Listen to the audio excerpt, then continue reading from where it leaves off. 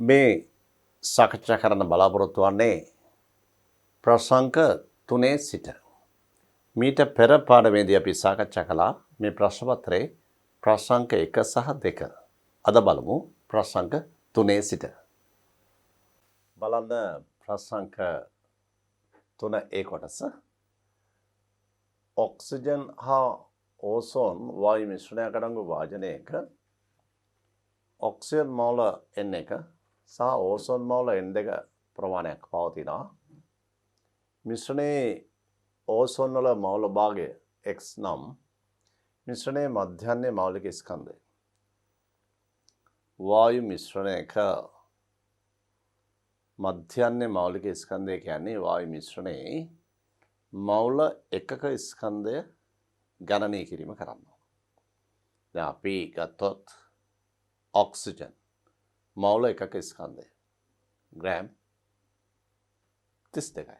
එනිසා O2 වල සාපේක්ෂ අණුක ස්කන්ධය 32ක් වෙනවා. කාබන් ඩයොක්සයිඩ් මෞලික ස්කන්ධය ග්‍රෑම් 44යි. නිසා කාබන් ඩයොක්සයිඩ් වල සාපේක්ෂ අණුක ස්කන්ධය 44ක් වෙනවා. මේ වායු මිශ්‍රණයත් මෞලික ස්කන්ධය ග්‍රෑම් වලින් සෙව්වොත් අන්නේ සංඛ්‍යාත්මක අගය තමයි සාපේක්ෂ අණුක ස්කන්ධය නැත්නම් මෞලික ස්කන්ධයට සමාන වෙන්නේ. ඒ නිසා අපි මේ වායු මිශ්‍රණයේ මෞල එකක ස්කන්ධය සොයමු. මෞල එකක ස්කන්ධය. ඔක්සිජන් සහ ඕසෝන් මිශ්‍රණයක් තියෙන්නේ. මේක තියෙනවා ඔක්සිජන් මෞල N1 ඕසෝන් මෞල N2 මෙන්න මේ ඔක්සිජන් මෞල N1 ඕසෝන් මෞල N2 වල ස්කන්ධය ගමු. මේ අනුව වායු මිශ්‍රණයේ තියෙන මුළු මෞල සංඛ්‍යාව N1 දන N2. මෙන්න මෙච්චර මෞල ප්‍රමාණයක ස්කන්ධය හොයලා ඊට පස්සේ අපි මේ වායු මිශ්‍රණයේ මෞලයක ස්කන්ධය ගණනය කරමු. අපි මුලින්ම මෞල N1 හා මෞල N2 වල ස්කන්ධ වල එකතුව බලමු. ඔක්සිජන්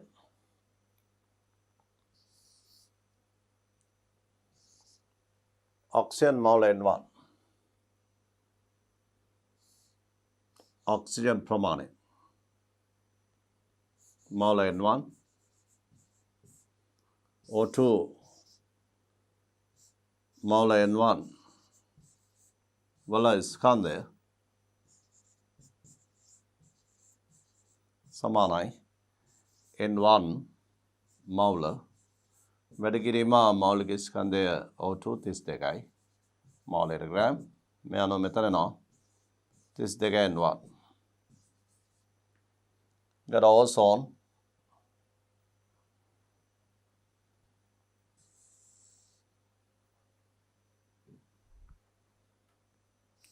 ඕසෝන් මෞල N2 ඕසෝන් මෞල N2 මෞල N2 ප්‍රමාණයක ස්කන්ධය ගමු. ඕසෝන් N2 මෞල වල ස්කන්ධය සමානයි N2 මෞල ඕසෝන් වල අණු කුමාරය O3 කියන්නේ 48යි 16 වරක් 3. මෙන්න මෞලික ස්කන්ධය. මෙතන නෝ 48යි N2 ග්‍රෑම්. දැන් වායු ප්‍රමාණයක ස්කන්ධය සොයන විට අදාළ මෞල සංඛ්‍යාව මෞලික ස්කන්ධයෙන් වැඩි කරන්න ඕන. අදාළ මෞල සංඛ්‍යාව ඒකක වෙන්න මෞලික ස්කන්ධ ඒකක මෞලයට ග්‍රෑම්. අන්න ඒ විදිහට ඒකක සහිතව දත්ත ආදේශ කිරීම කළ යුතුයි. ඕසෝන් මෞල N2 වල ස්කන්ධ ගන්න ඕසෝන් මෞල N2 වැඩි කරන්න ඕන. ඕසෝන් වල මෞලික ස්කන්ධයෙන් 48යි ග්‍රෑම් මෞල ඍණ එක ඒකක. එතන මේ පෙන්වම් කරන්නේ පළවන සහ දෙවන සමීකරණ වලින් පෙන්වම් කරන්නේ වායු මිශ්‍රණයේ මුළු ස්කන්ධය ඔක්සිජන් සහ ඕසෝන්. එසේනම් මේ වායු මිශ්‍රණයේ තියෙන්නේ ඔක්සිජන් සහ ඕසෝන් මවුල N1 ධන N2 මේ නිසා අපිට ලියන්න පුළුවන් වායු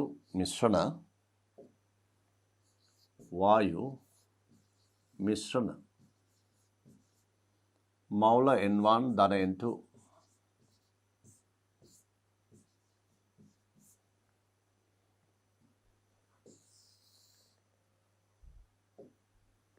වල ස්කන්ධය සමානයි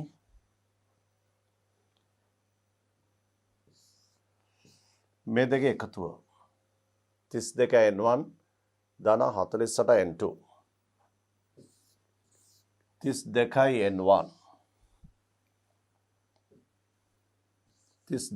N1 ධන 48 N2 එම නිසා දැන් අපිට පුළුවන් වායු මිශ්‍රණ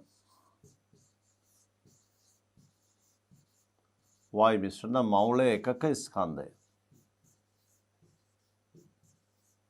මෞලික ස්කන්ධය සයන්න 32යි N1 බෙදීම N1 ධන N2 48යි N2 බෙදීම N1 ධන N2 බලන්න වායු මිශ්‍රණ මෙන්න මේ මවුල ප්‍රමාණය ස්කන්ධවල එකතුව තමයි මේ තියෙන්නේ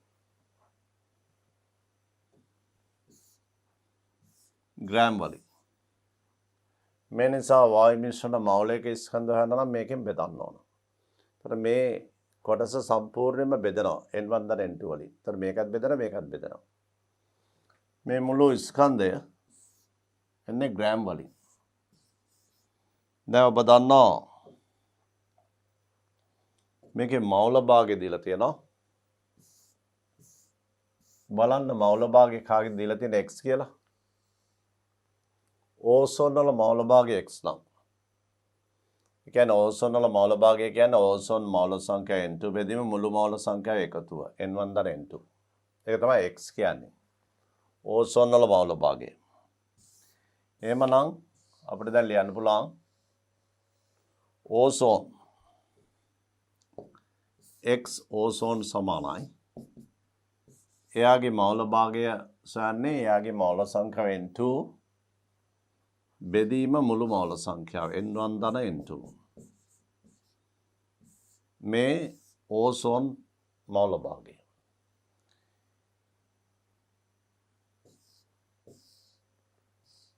N2 බෙදීම N1 ධන N2 ඕසෝන් මවුල භාගය ඒ වගේම ඔක්සිජන් මවුල භාගය එනවා XO2 සමානයි N1 බෙදීම N1 ධන N2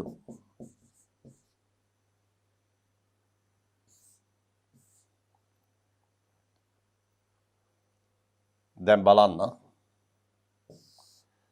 වායු මිශ්‍රණයේ මවුලික ස්කන්ධය ලැබිලා තියෙනවා සුළු කිරීමෙන් වායු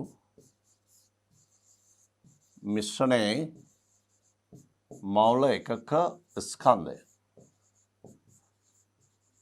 සමානයි 32 N1 බෙදීම N1 ධන N2 ඒ කියන්නේ x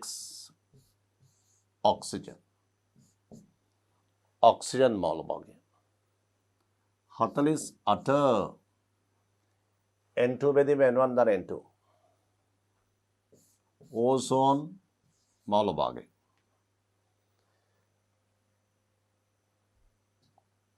මෙතන ගානේ දත්තයක් හැටියට දීලා තියෙනවා ඕසෝන් වල මවුල භාගය x නම් ඒ කියන්නේ මෙන්න මේ ඕසෝන් වල මවුල භාගය x කියලා ගන්නලු මෙහි x ඕසෝන් සමානයි x කියලා ගන්න. ඔබ දන්නවා මවුල භාග වල එකතුව එකයි. x ඕසෝන් x ඔක්සිජන් සමාන එකයි. ඕසෝන් වල මවුල භාගය x නම් ඔක්සිජන් වල මවුල භාගය නම් එකරින x ඕසෝන් ඒ කියන්නේ එකරින x දැන් බලමු වායු මිශ්‍රණයේ මෞලික ස්කන්ධය.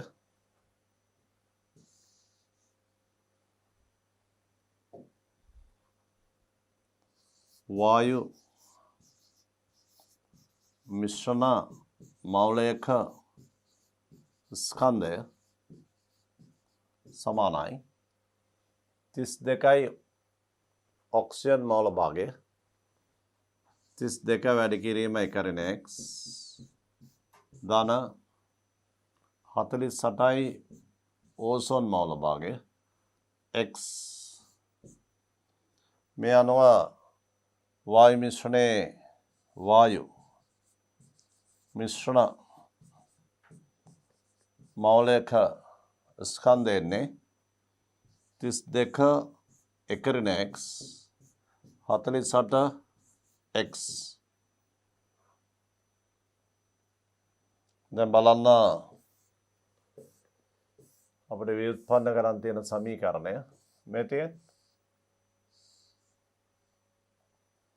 32 1 x 48 x वायुවේ मध्याह्न मौलिक स्कंधे वायु मिश्रणे मध्याह्न मौलिक स्कंधे गणना कले मेती ओनम वायु मिश्रणे का मौलिक स्कंधे है मध्याह्न मौलिक स्कंधे वायु मिश्रणे मूल स्कंधे होएला ඊට පස්සේ मौलिक स्कंधे ලබා ගන්න. ඒක තමයි वायु मिश्रणे मौलिक स्कंधे කියලා කියන්නේ. බලමු ඊළඟ කොටස B වල පළවෙනි කොටස. දෘಢ බඳුනකට ඕසෝන් වායුව ඇතුළු කර උෂ්ණත්වය 127 දක්වා වැඩි කළ විට ඕසෝන් ඔක්සිජන් බවට මෙන්න මේ විදිහට පත් වෙලා ගතික සමතුලිතතාවය ලැබෙනවා. සමතුලිත අවස්ථාවේදී පීඩනය දීලා තියෙනවා. वायु मिश्रणे घनत्वය දීලා තියෙනවා. අපෙන් අහනවා සමතුලිත वायु मिश्रणे मध्याह्न मौलिक स्कंधे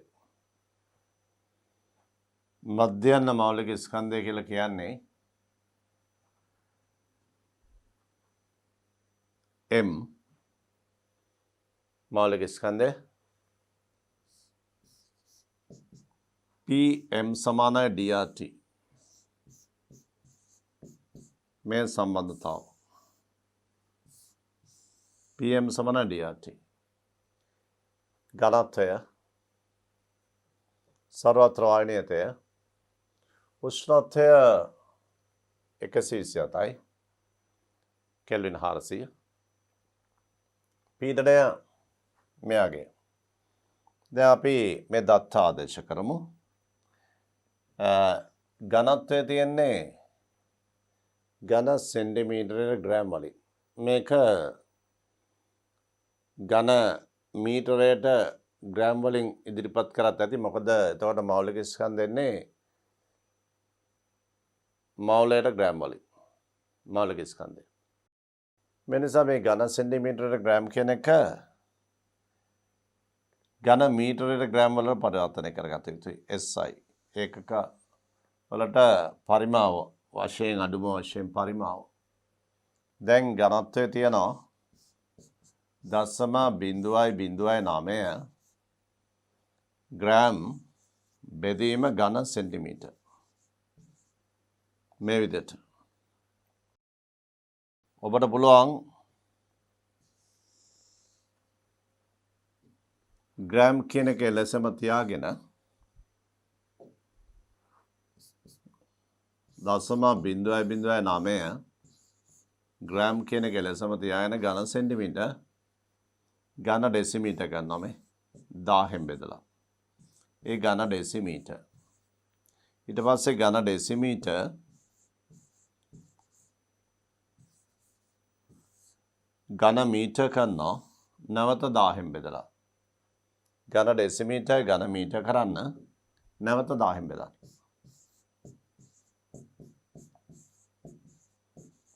ඝන මීටර්. දැන් ඝනත්වය වෙනවා මෙතන 9 වැඩි කිරීම 10 3 යට මේ ආකාරයට 10 3 10 3 අවසාන සුළු කරාම 10 ඍණ 3 10 ඍණ 3 කපෙනවා. 9 වැඩි කිරීම උඩට 10 තුන්වෙනි බලය. ග්‍රෑම් ඝන මීටරයට. ඔන්න ඔය විදිහට පරිමාව SI එකක වලට ගෙනිච්චා. ස්කන්ධය ග්‍රෑම් වලින්ම තිබ්බා. මෞලික ස්කන්ධය ග්‍රෑම් වලින්ම හොයන්න ඕන නිසා එමේ එකක වලින්ම තිබ්බා. දැන් අපි මේකට ආදේශ කරනවා 9 10 3 එවිලා තියෙන්නේ. දැන් මේ සමීකරණයට m සමානයි d 9 වැඩි කිරීම 10 3 ග්‍රෑම් ඝන මීටරයට සර්වත්‍ර වායනීයතය 8.314 ජූල් මවුලයට කෙල්විනයට T 127 කියන්නේ මේකට 273ක් එකතු කරාම 400යි බෙදීම පීඩනය කියන්නේ 8.314 වැඩි කිරීම 10 5 පැස්කල් කියන්නේ වර්ග මීටර නිව්ටන්. දැන් මේ සේරම ඒකක සුළු කිරීම අනතුරුව අවසානට මෞලික ස්කන්ධ එන්නේ මෞලයට ග්‍රෑම් වලින්. දැන් බලන්න මෙතන 8.314 මේ 8.314ට කැපෙනවා. 10 3 මෙතන 10 2 දෙවෙනි බලය. එතන 9 වැඩි කිරීම මෙතන 4 ඉතුරු වෙන්නේ. මෙතන 4 වැඩි කිරීම 100නේ. ඒ 4 වැඩි කිරීම 100. එතන 100යි මෙතන 10 3යි 10 5යි. මේ 10 5ට කැපෙනවා. 9 වැඩි කිරීම 4 36යි. මෞලික ස්කන්ධය. මෞලයට ග්‍රෑම්. මෞලික ස්කන්ධය. මේ තමයි වායුවේ වායු මිශ්‍රණයේ මෞලික ස්කන්ධය. මධ්‍යස්ථ මෞලික ස්කන්ධය. මෙතන ඉතා විශේෂ දෙයක් තියෙනවා ළමයින්ට කියන්න. ඒ තමයි මේ ඝනත්වය සම්පූර්ණයෙන්ම SI එකක වලින් උනත් පරිවර්තනය කළ ඝන හදන්න පුළුවන්. මෙතන ඝන සෙන්ටිමීටර් මීටර කරා වගේ මෙතන ග්‍රෑම් කියන එකත් කිලෝග්‍රෑම් කරනවා මේක 1000න් බෙදලා. එතකොට SI එකක වලින් ඝනත්වය මෙතන ආදේශ කරන්න පුළුවන් මේක වැඩි කිරීම 10 කියලා දාලා ඝන මීටරයට කිලෝග්‍රෑම් වලින්. එතකොට අවසාන උත්තරය එන්නේ මවුලයට කිලෝග්‍රෑම් වලින්. එතකොට මවුලයට කිලෝග්‍රෑම් වලින් උත්තරය ආවම ඒක 1000න් වැඩි කරලා මවුලයට ග්‍රෑම් කරගන්නවා. ග්‍රෑම් කරගත්තම එන සංඛ්‍යාත්මකකේ 36යි. මේක තමයි වායු මිශ්‍රණයේ මධ්‍යස්ථ මෞලික ස්කන්ධය නැත්නම් වායු මිශ්‍රණයේ මධ්‍යස්ථ අණුක භාරය සාපේක්ෂ අණුක ස්කන්ධය හව 36යි. ඉතින් මධ්‍යස්ථ මෞලික ස්කන්ධය කියවම මෞලයට ග්‍රෑම් වලින් දෙන්න පුළුවන්. ඒ නිසා SI ඒකක භාවිතයේදී මෙතෙන්දී කිලෝග්‍රෑම් වලින් ආදේශ කිරීම නිර්වද්‍යයි. උතර අවසාන උත්තරය එන්නේ කිලෝග්‍රෑම්. මෞලික කිලෝග්‍රෑම් ආවම 1000 වැඩි කරලා ග්‍රෑම් කරලා උත්තරය ගන්න. ඒ වගේම විභාගයකදී මේ වගේ ප්‍රශ්නකට ලකුණු දීමේදී මෞලික ස්කන්ධ සෙවීම සඳහා මෙන්න ගණිතමය සම්බන්ධතාව. මේ ගණිතමය සම්බන්ධතාව ලියනකොට මුලින්ම ලකුණු වෙන් කරනවා. මේකට. ඊට පස්සේ දත්ත ආදේශය.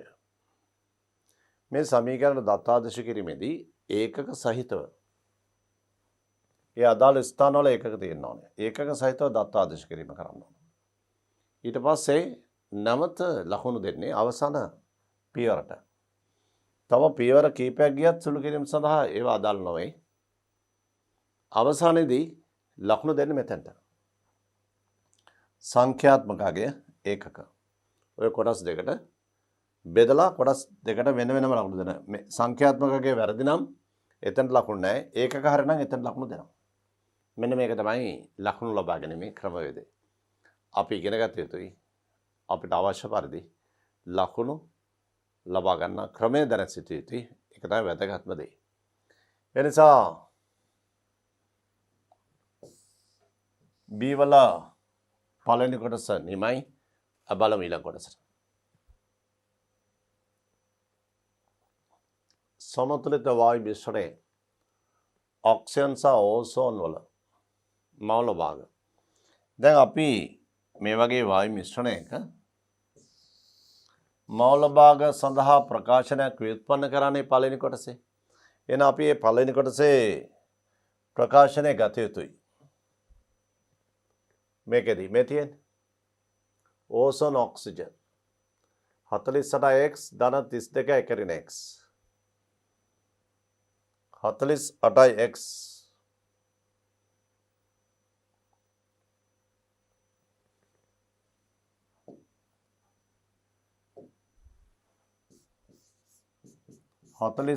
x 32 එකරින x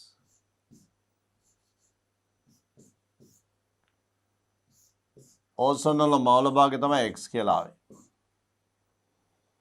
එවනම් දැන් මේ සමතුලිත මිශ්‍රණය ඔක්සිජන් සහ ඕසෝන් මිශ්‍රණය අපිට ආවා මෞලික ස්කන්ධය 36. අන්නේ මෞලික ස්කන්ධය මෙතන ආදේශ කරමු m වලට. m සමාන ආවා 36. මෞලික ග්‍රෑම්.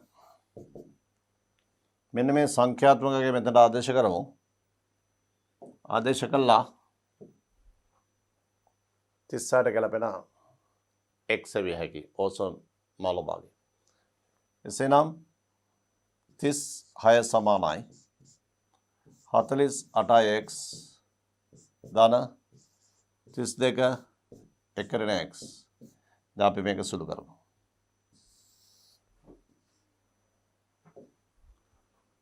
36 සමානයි 48x ධන 32x මේ අනුව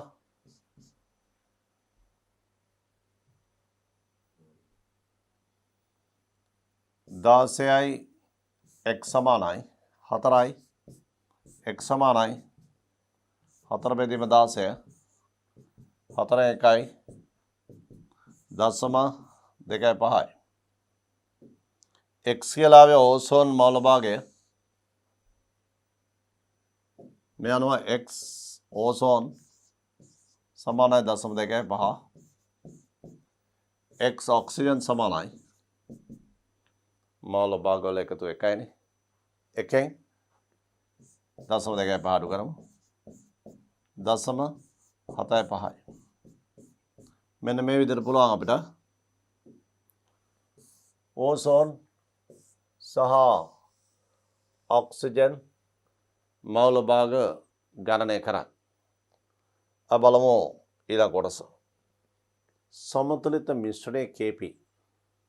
දැන් සමතුලිත මිශ්‍රණයක Kp සෑහෙන නම් අපි දැනගන්න ඕන ආංශික පීඩන. අපි මේ වායු දෙකේ ආංශික පීඩන දැනගන්න ඕන. ඉතින් මවුල භාග වායු මිශ්‍රණය දන්නවා. මවුල භාග සමස්ත පීඩනය වැඩි කරාම ආංශික පීඩනය එනවා. බලමු මේ සමතුලිත පද්ධතියේ මේ තියෙන්නේ ඕසෝන් ඔක්සිජන්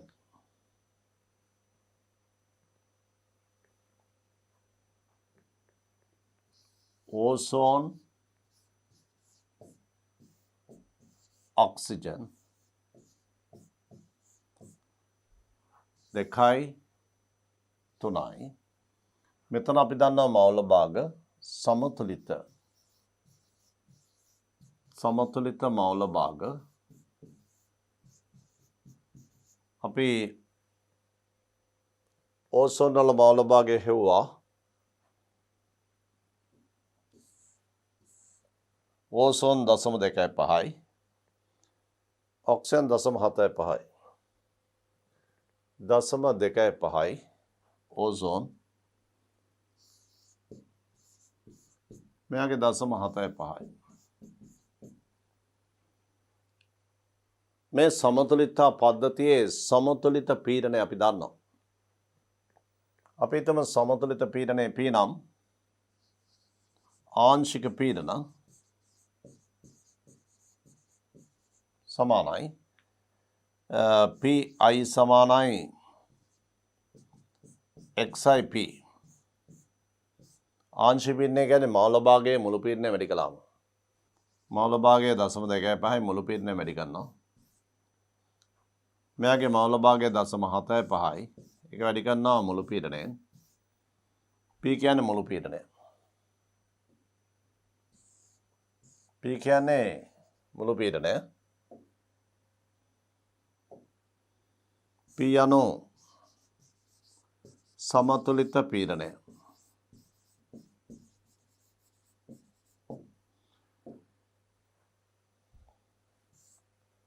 මීට පෙර ඔබ දැක්ක සමතුලිත පීඩනය මෙතෙන් 8.314 සමතුලිත අවස්ථාවේ පද්ධතියේ පීඩනය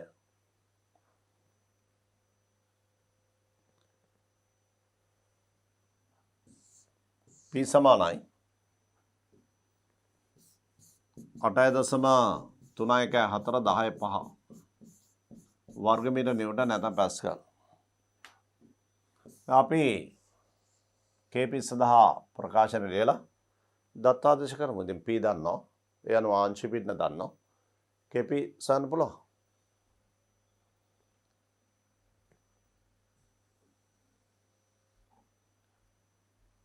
මෙතන නම් KP සමානයි P ඔක්සිජන් බල තුන්වෙනි බලය. මෙතන අංක 3නේ තියෙන්නේ. P ඕසෝන් වල ආංශික පීඩනයේ වර්ගය. දැන් අපි ආදේශ කරමු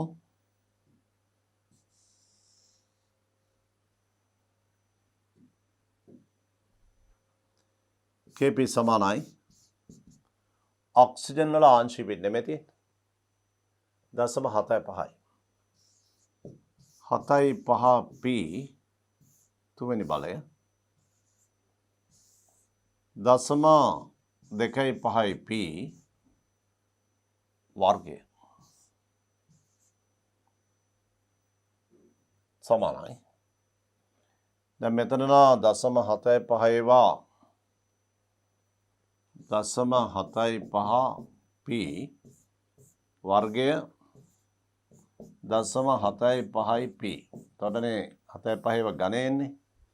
මෙතන 0.25යි. P වර්ගය. දැන් මේ වර්ගය මෙතනත් වර්ගයත් එක්ක එක කොටසක් වෙන් කළා. ඒතර දැන් මේක අපිට පුළුවන් කපා හරින්න මේ විදිහට. 0.25 3. එතකොට එනවා සුළු කළාම අංක 3 වර්ගය. ඊගාට එනවා 0.75යි. P කියන්නේ 8.314 පැස්කල්.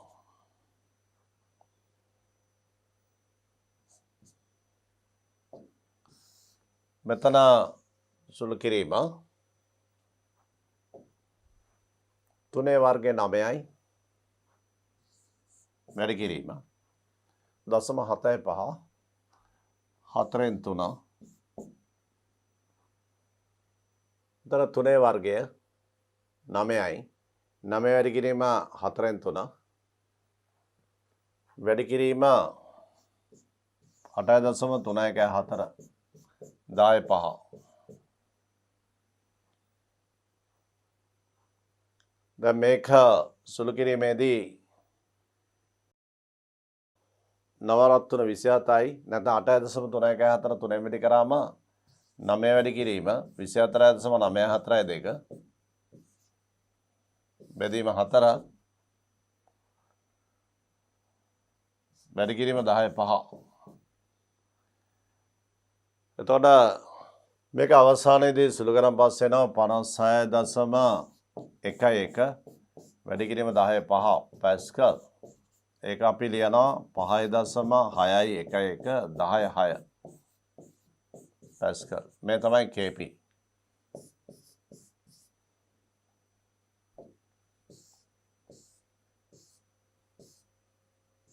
සමතුලිතතා මිශ්‍රණයේ KP ගණනය කිරීම කරේ.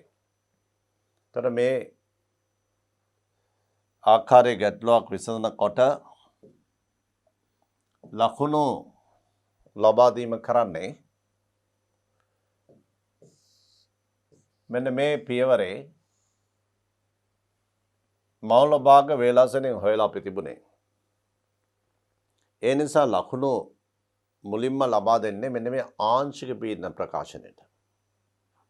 මෙන්න මෙතෙන්ට ආංශික පීඩන. ඊට පස්සේ ඊළඟ පියවරේදී ලකුණු ලැබෙන්නේ KP සඳහා ප්‍රකාශනය.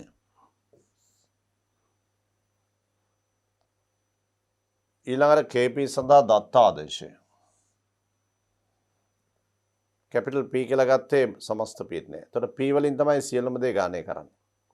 P කියලා දාලා සංකේතය. සංකේත දාලා කරාම ලේසි. P වලගේ ආදේශ කරන්න නැතුව. ඒක තමයි ලේසි ක්‍රමය. එතකොට මෙතන P වර්ගයට මෙතන P වර්ගයක් කැපුණාම එක P එකයි ඉතුරු වෙන්නේ. එතකොට මේ ආකාරයේ සුළු කිරීමක් කළා. ඊට පස්සේ මෙතනින් පස්සේ ලකුණු ලැබෙන්නේ අවසාන උත්තරයට. මේ මැද හරිය මොකුත් නැහැ. මේවා මේ වැඩි කරනවට මේවා මෙහෙම බෙදනවට ඒවට ලකුණු නැහැ. මේ අවසාන පියවරට තමයි නැවත ලකුණු ලැබෙන්නේ. සංඛ්‍යාත්මකගේ ඒකක. මේක තමයි ලකුණු ලබා ගැනීමේ ක්‍රමය.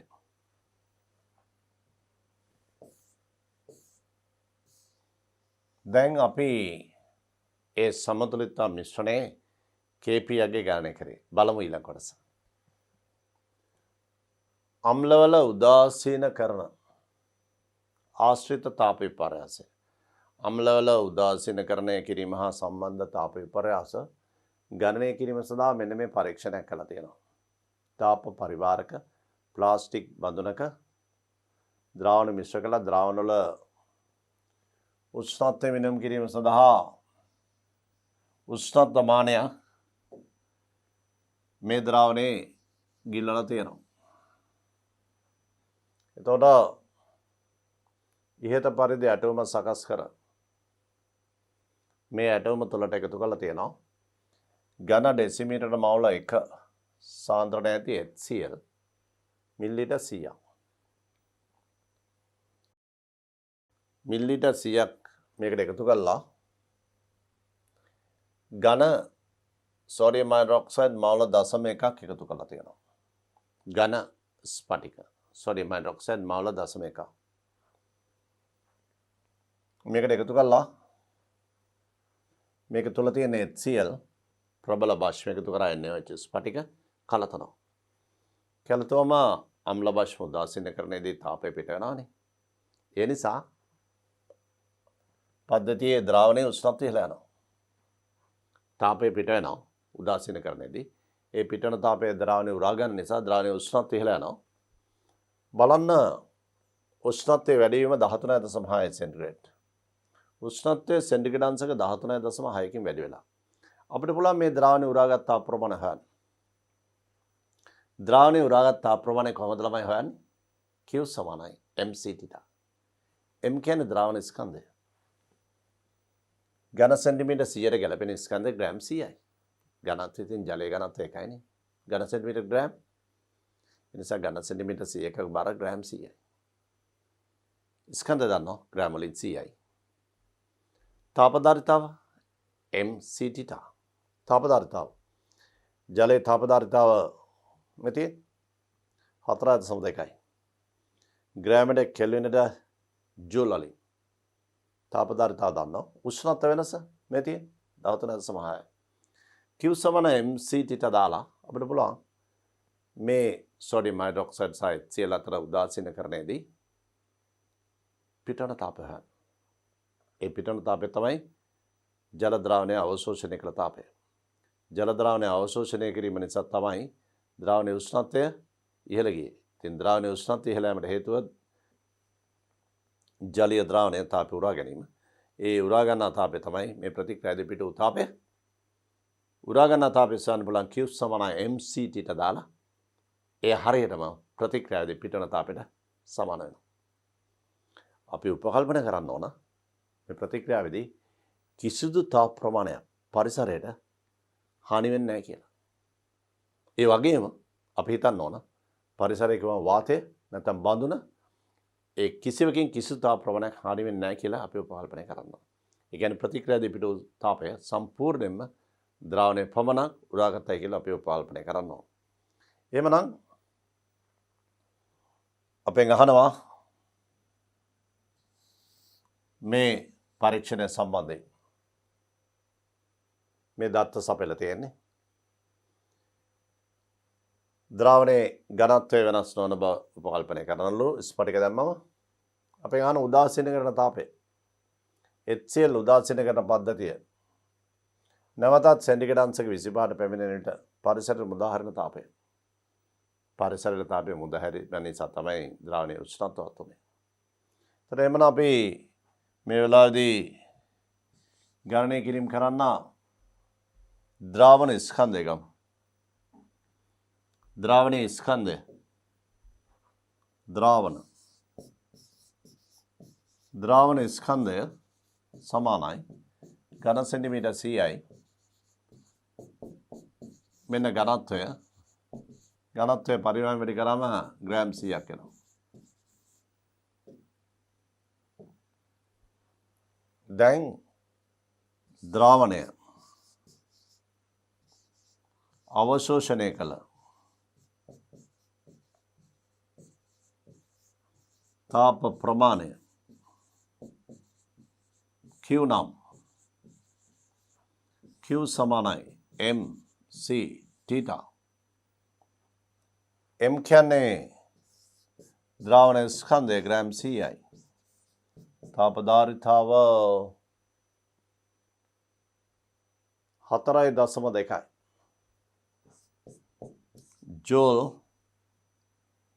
ග්‍රෑමට කෙල්විනට. මේ HCl අම්ල ප්‍රමාණය උදාසීනකරණය වීමේදී උෂ්ණත්වය ඉහළ නැංවීම 13.6යි. සෙන්ටිග්‍රේඩ් උෂ්ණත්වය සෙන්ටිග්‍රේඩ් අංශක 1කින් ඉහළ ගියත් කෙල්වින් 1කින් ඉහළ ගියත් උෂ්ණත්ව වෙනස 1 හා සමානයි. දැන් උදාහරණයක් හැටියට අපි හිතමු සෙන්ටිග්‍රේඩ් අංශක 27 කියන්නේ කෙල්වින් 300යි. සෙන්ටිග්‍රේඩ් අංශක 28 කියන්නේ කෙල්වින් 301යි. 27 ඉඳලා 28 දක්වා උෂ්ණත්ව වෙනස සෙන්ටිග්‍රේඩ් අංශක 1යිනේ. එhmenan කෙල්වින් වලින් ගත්තොත් 27 300යි 28 301යි. උෂ්ණත්ව වෙනස කෙල්වින් වලිනුත් 1යි. මේ නිසා උෂ්ණත්ව වෙනස සෙන්ටිග්‍රේඩ් වලින් ගත්තත් කෙල්වින් වලින් ගත්තත් 1 හා සමානයි. මේ නිසා මෙතන ලියමු අපි 13.6 කෙල්වින්. මෙන්න මේ සුළු කිරීම අපි බලන්න ඕන. මෙතන නා 13.6 4.2 වැඩි කරන්න ඕන. 13.6 4.2 4 24යි 2යි 4 3 12යි 2යි 14යි 5යි.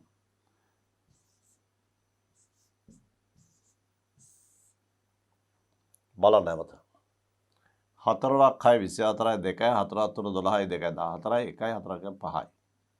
මේක 272යි 2යි 11යි 7යි 5යි.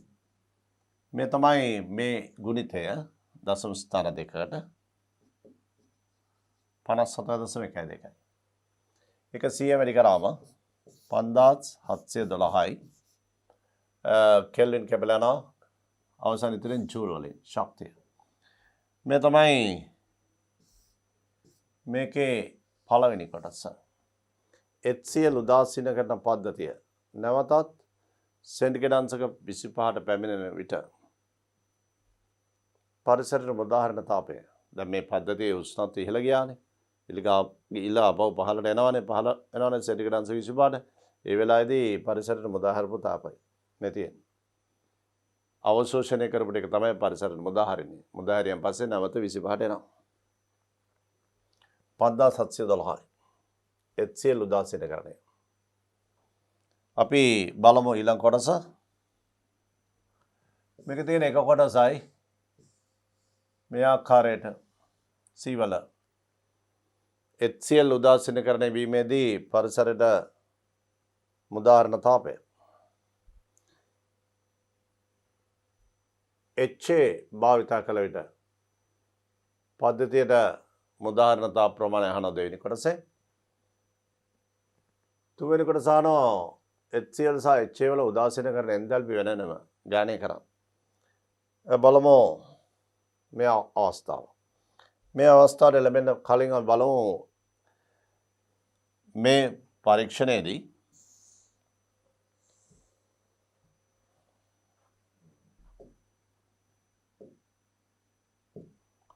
බලන්න HCl වෙනුවට HA නම් අම්ලය භාවිතා කරලා තියෙනවා මිලිලීටර් 100ක්. HCl වෙනුවට එම සාන්ද්‍රණයම ඇති HA අම්ලය භාවිතා කළාම උෂ්ණත්වය වැඩිවීම සෙන්ටිග්‍රේඩ් අංශක 12යි.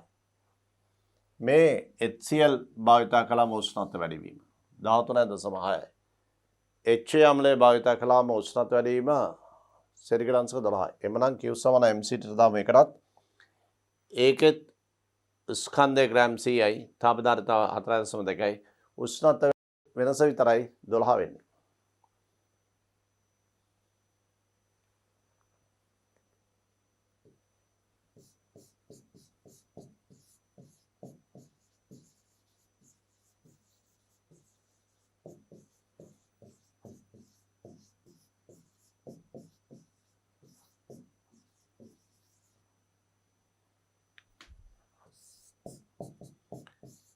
M ग्राम CI तापधारिताव जूल ग्रामेटर केल्विनेटर उष्णत्वය වෙනස කෙල්වින් 12යි. මේ බලන්න. සෙන්ටිග්‍රේඩ් අංශක 12 කියන්නේ උෂ්ණත්වය වෙනස කෙල්වින් 12යි.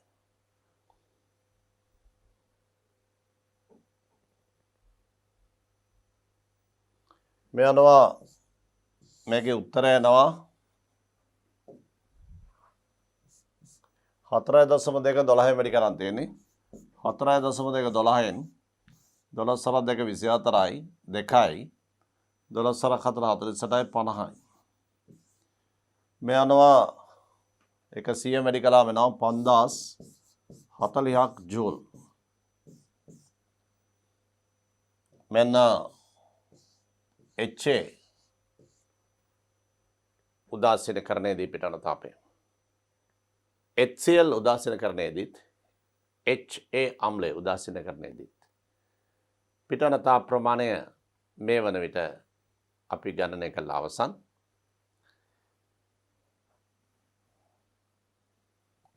බලන්න මේ පද්ධතිය තුල 1m නැත්නම් ඝන ඩෙසිමීටරට මවුල 1 වන HCl මිලිලීටර් 100ක්. ඊළඟ අවස්ථාවේදී HCl වෙනකොට එම සාන්ද්‍රණය ඇති HA මිලිලීටර් 100ක්. ඒතර අවස්ථා දෙකේදීම 1m මිලිලීටර් 100 බැගින් ප්‍රතික්‍රියාවට වාජනය කරන්නේ. ඝන සෝඩියම් හයිඩ්‍රොක්සයිඩ් මවුල 0.1ක් පාවිච්චි කරන්නේ. මම බලමු.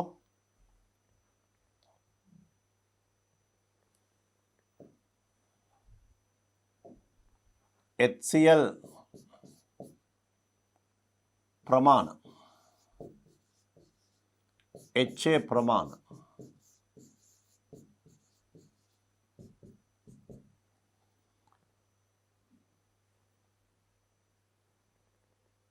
එකයිම් ද්‍රාවණයකින් 100යි.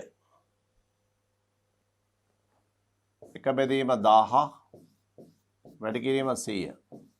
මේකෙත් ඒ ආකාරයටම මවුල ප්‍රමාණ 0.1යි. මෙතනත් මවුල ප්‍රමාණය 0.1යි.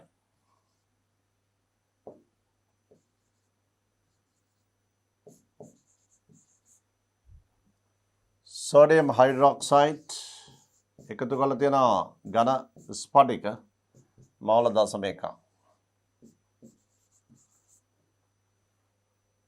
HCl එක උදාසීන වෙන්නේ සෝඩියම් හයිඩ්‍රොක්සයිඩ් ඝන සාම්පලය. NaCl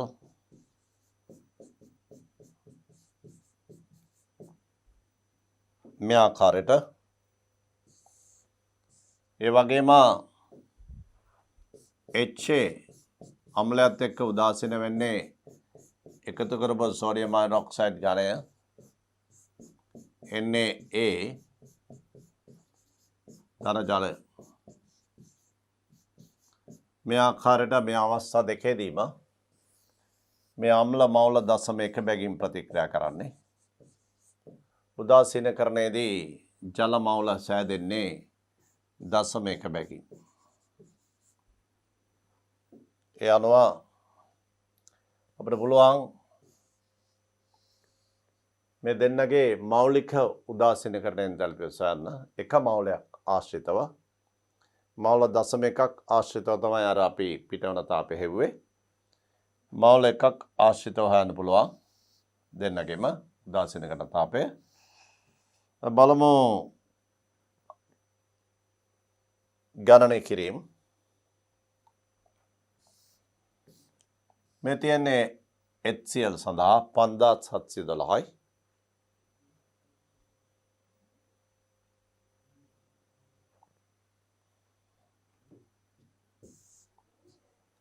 HCl සඳහා 5712යි HA සඳහා 5040යි 5040යි එමනම් දැන් අපි මෞලික HCl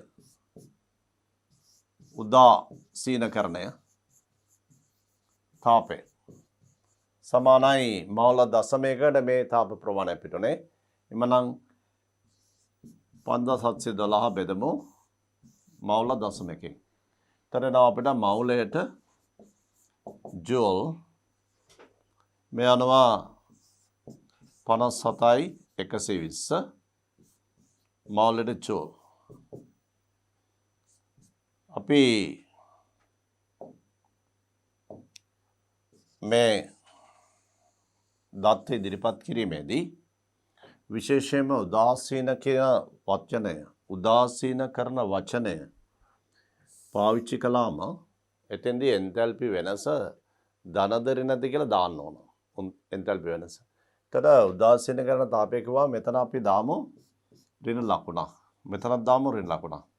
මේක සුළු කිරීම කළා අපි මේක 1000න් බෙදුවොත් ඍණ 57යි දශම 1.2 එතකොට එනවා මවුලයට කිලෝ ජූල් මේ ප්‍රබල අම්ලය HCl සඳහා දැන් බලමු HA නම් අම්ලයේ උදාසීනකරණ එන්තැල්පිය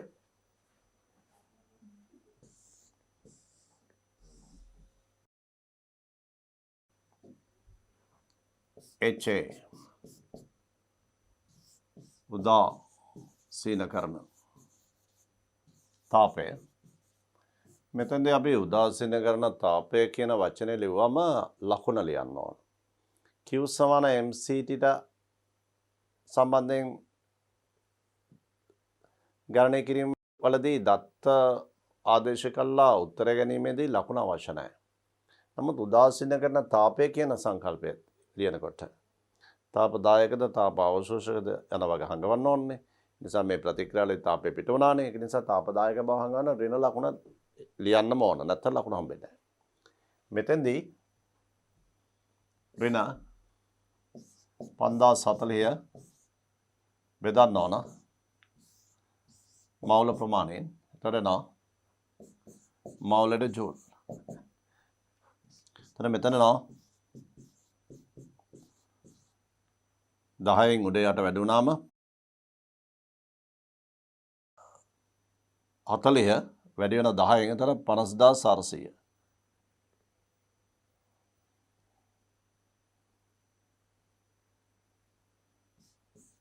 මවුලයට ජූල් HA වල උදාසීන කරන තාපය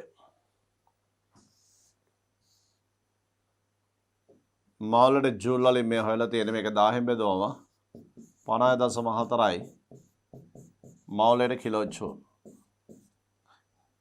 මේ තමයි අම්ල දෙකෙහි උදාසීනකරණ තාපය. HCl සඳහා 57.2 මේක 50.4යි. දෙකම ඍණාගයන්. නමුත් අගයන් දෙක වෙනස්. ඒ අගයන් දෙක වෙනස් වීමට හේතුව තමයි ඊළඟ කොටසදී අහන්නේ.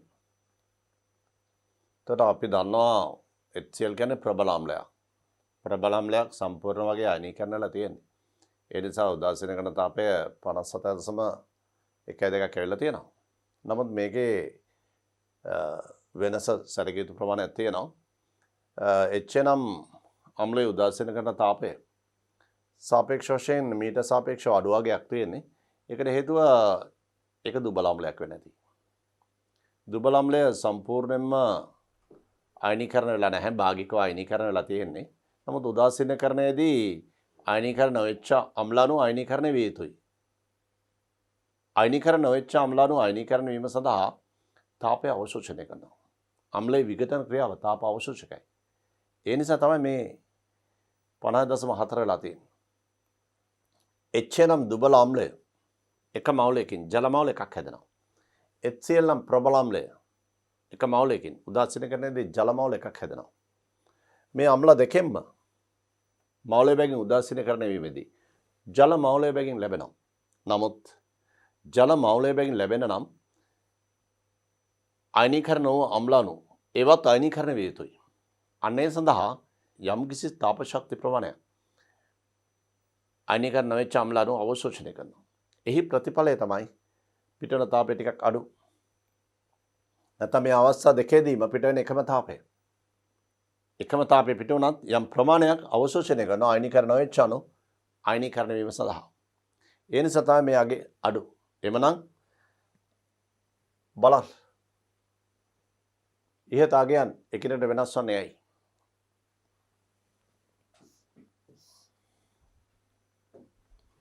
HCl ප්‍රබල අම්ලයකි. එය ජලීය ද්‍රාවණයේදී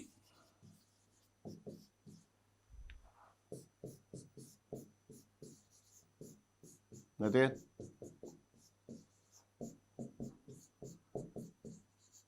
ලෙස අයනීකරණය වී තිබීම.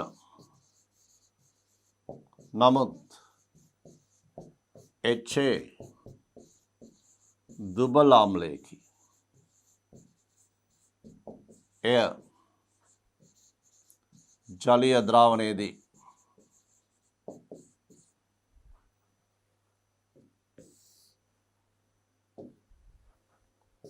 නැතේද?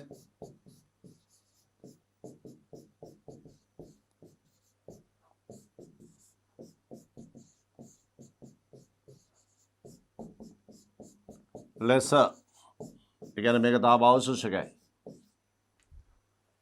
ලෙස මද වශයෙන් අයනීකරණය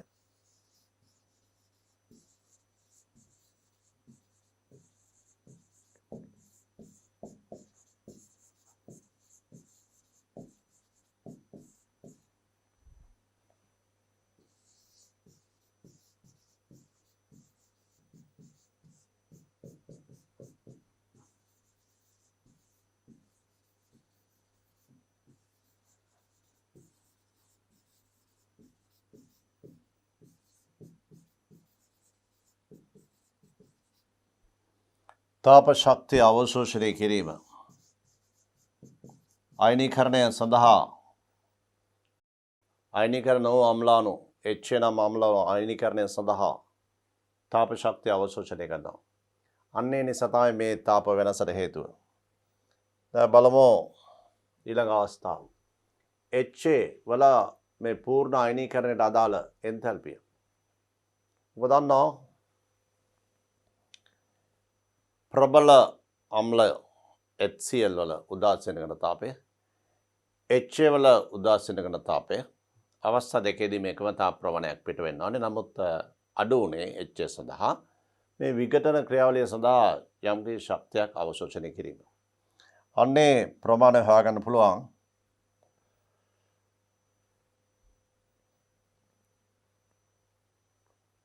පනස් 7.1 50.4 අතර වෙනසයි. 57.1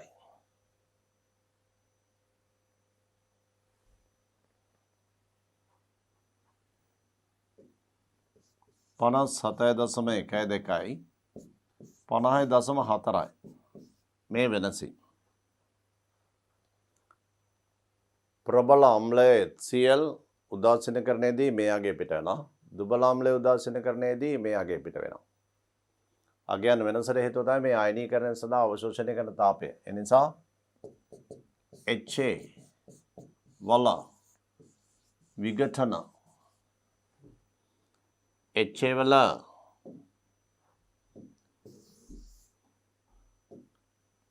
විඝටන තාපය සමානයි මේ වෙනස ගන්න. මේකේ සංඛ්‍යාත්මක වෙනස ගන්න. විඝටන තාපය තාප අවශෝෂකයි. මේකේ සංඛ්‍යාත්මක වෙනස ගන්න 57.12 ඍණ 50.4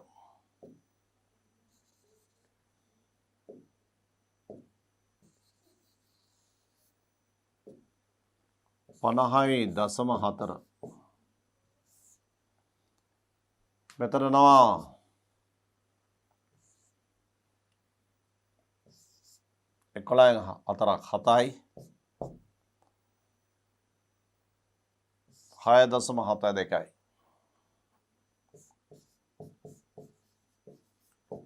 මවුලට කිලෝ ජූල්.